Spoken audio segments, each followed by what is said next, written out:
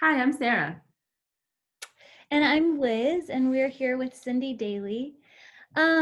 Cindy, tell us a little bit about your role at Chico State, and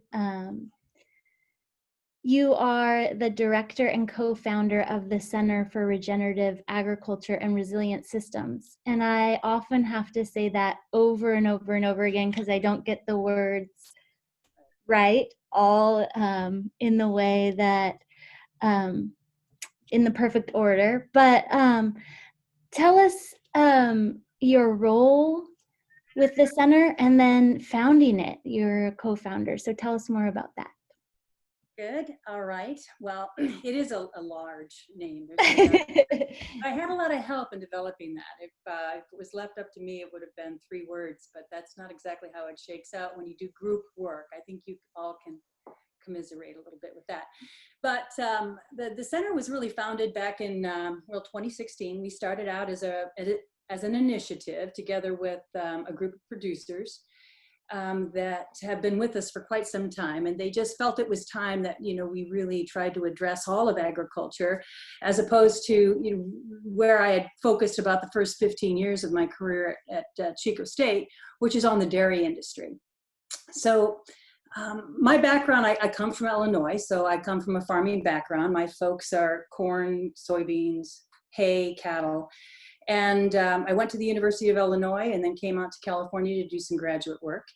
And I did work for UC Davis for quite a while as a staff research associate. I managed their commercial cow herd at the Browns Valley Experiment Station, and then went to Davis for my PhD. And after my PhD, I took a job at Cal State Chico because they really were focused in on teaching.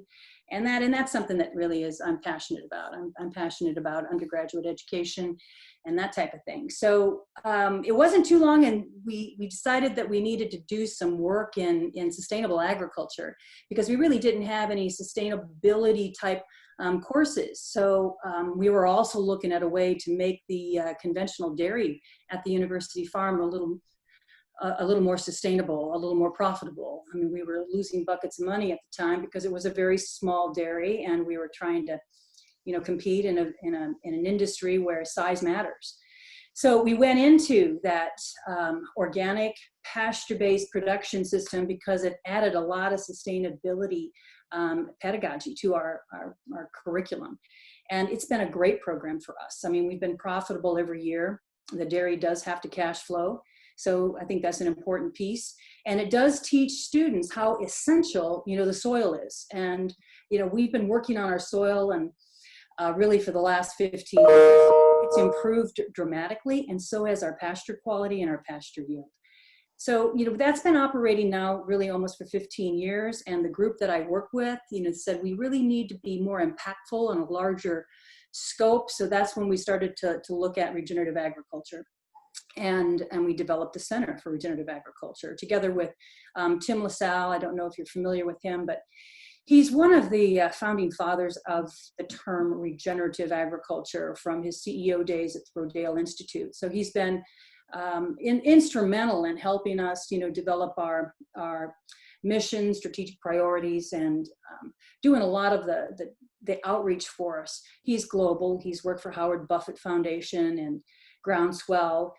So he's been a real asset for us, and several other groups of producers. Scott Park's been on our leadership council, Randy Record, the Burroughs family, Joe Morris. I mean, we've got a lot of farmers that have been in regenerative agriculture for quite a long time. Mm-hmm. And they helped us, develop this model and helped us pull this together so that we could, do our part. I think everybody, needs to do their part with respect to where we are with climate, where we are with agriculture. We need to make a more resilient food system. So here we are, doing what we can. What a beautiful evolution of really creating a resilient system and then developing an education system off of that. It really is brilliant, and I love your center. So specifically, what what does the center do within the School of Agriculture and with students? With students, our primary goal obviously is to promote and to engage in and around regenerative agriculture and regenerative systems. We're developing educational kinds of programs. A lot of that right now is focused around outreach to farms and farmers, ranchers, that type of thing. The students are involved in undergraduate research projects. We have several projects that are ongoing, and we have a lot of student interns. And so we've been involving them in those projects so that they kind of get their hands dirty, not only with the research kind of paradigm, but also we involve them with the farmers that are actively engaged in these projects. So, you know, it serves double duty. It teaches them a lot about research, but it also exposes them to regenerative agriculture at the same time. We're also very committed to developing an undergraduate certificate in regenerative agriculture. And our farmer mentors are going to be some of our lead instructors in those online programs. And it's really great that we're interacting here, because this is where I'm going to put Sarah on the hook to be a part of some of those undergraduate Sure, I'd love to. Yeah. courses. That would be awesome, the work that you're doing, and the role that you play in extension has, would be a marvelous component in those courses.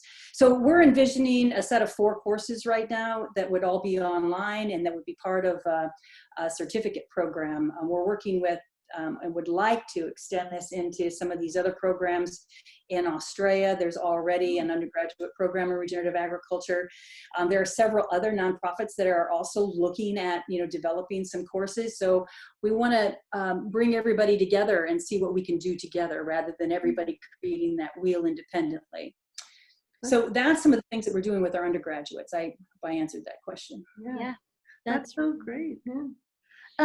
I do have another follow-up question. So it sounds like you're not only pulling resources globally, but how have you seen your impact in our region, in the Sacramento Valley agriculture region?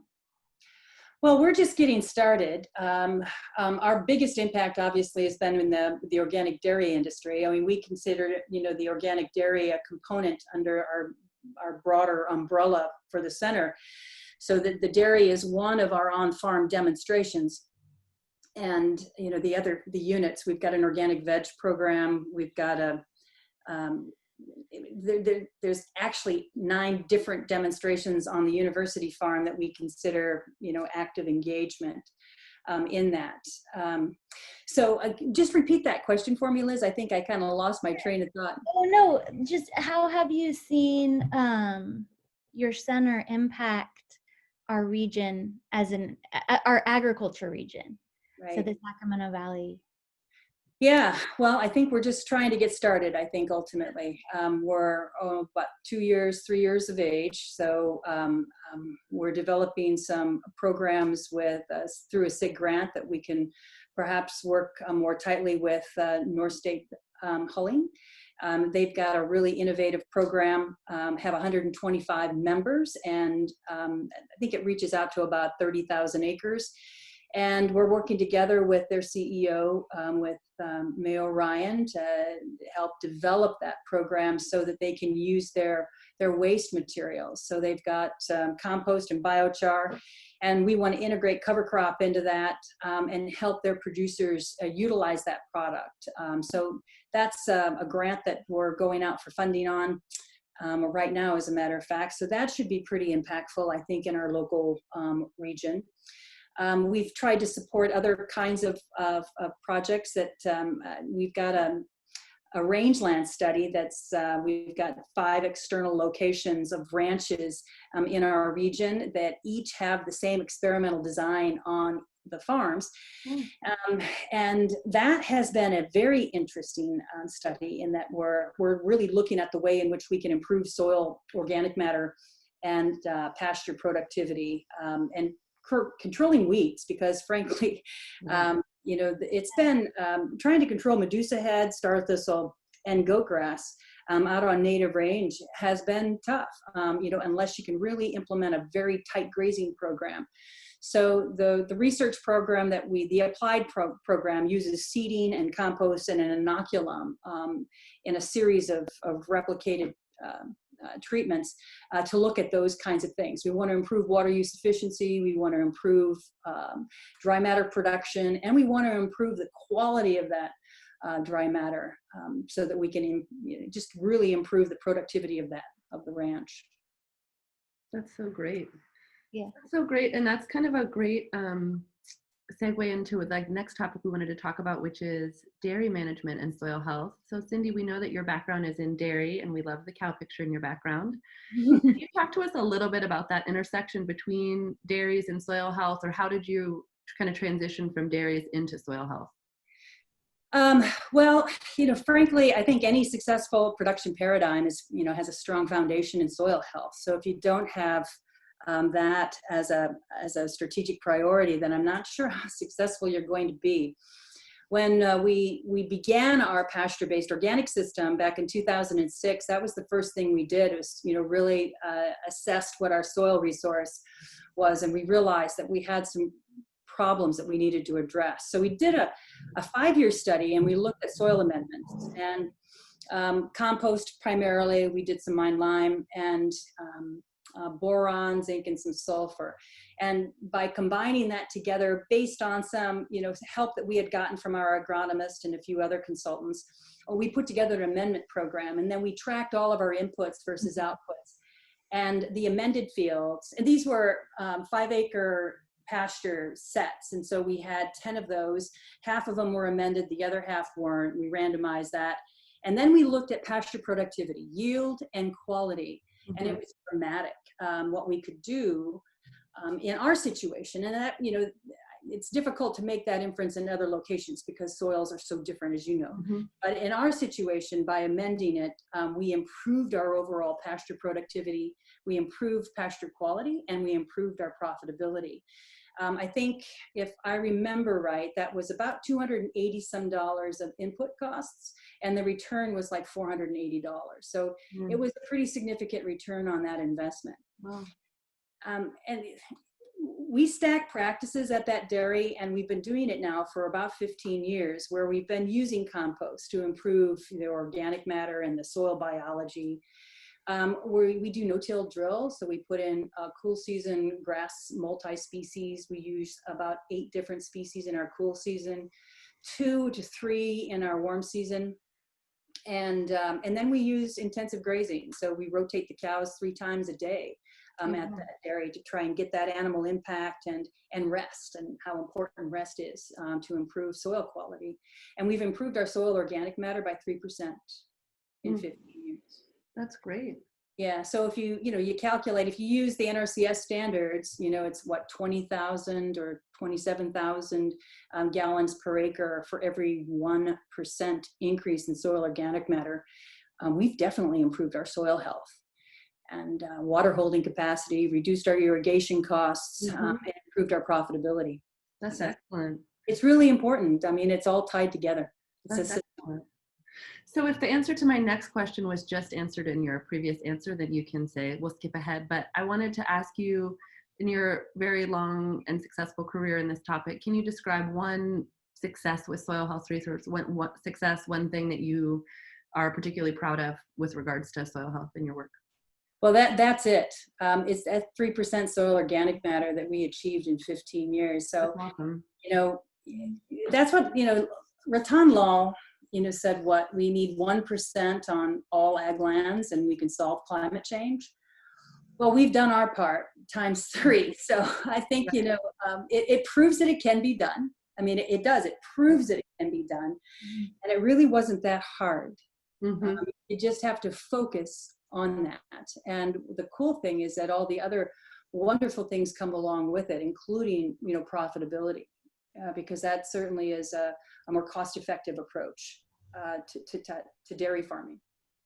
Yeah, and so then the flip side of that, I think we often, I think, in science with the peer-reviewed process and sort of the way it's set up, we often only talk about our successful projects, but if you wouldn't mind sharing with our viewers one challenge that you've had in your history of working with soil health. The tillage thing. You know, we've started a no-till veg project, and that has been a challenge for us. Mm-hmm. You know, just in terms of weed control and how to manage those weeds Right. in that system. I mean, it's a labor sink for us, and trying to sort that out. And that's why we need to pull you and Jeff and a variety of other Paul, and you know, we're going to have some kind of a focus group so we can talk about that project. It's designed well, but the implementation aspects of it are intense. There's no doubt about it. So I'm hoping that, you know, maybe as we get into this thing, you know, 3 years in, we're going to be able to get over the weed hump, but weed infiltration and productivity has dropped in that system in the no-till veg treatments. Right. So, you know, there's that's been a real challenge. Right. Yeah. No, I agree. Yeah, and I guess we didn't start during the intro with saying that how Cindy and I originally met was about 1.5 years ago on this project that we're working on together, which is looking at reduced disturbance and tillage and organic systems in the Central Valley, California. So, Cindy, thank you so much for being on our YouTube channel today. Is there anything else you'd like to share with our audience before we end our interview? Well, just that I appreciate the opportunity to be here, and I certainly appreciate the work that the two of you do. Thank you so much. You know, I think it's great that people can kind of get together and do their best work. So I really appreciate you being and doing what you do. So thank you. Thank you. Oh, thanks. Okay, thanks.